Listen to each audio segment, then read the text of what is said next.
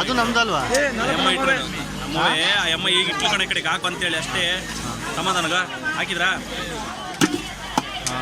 ಈಗ ನಮ್ದು ಇದನ್ನ ಅವ್ರು ತೊಳಿತಾರೆ ಇವಾಗ ಮತ್ತೆ ಮಾಡೋರು.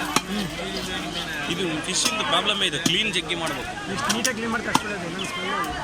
ಚಿಕನ್ನು ಮಟನ್ ಆದರೆ ಸ್ವಲ್ಪ ಓಕೆ ಮೇಲೆ ಇದು ಮಾಡಿ ನಡೆಸ್ಕೊಂಡು ಅದೇ ಹಸೀಟ್ ಅಂತ ಅದೊಂದು ಇದನ್ನ ಅಂತ ನೀರು ಕಲಿತೀವಿ.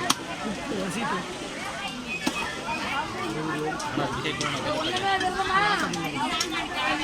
ಎಲ್ಲ ಅದು ಹಾಕಿದ್ನ ಏನು ಗುರೋದು?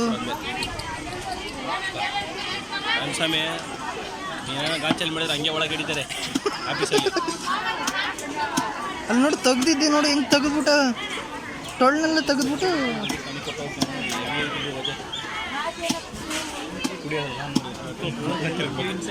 ಹಾಂ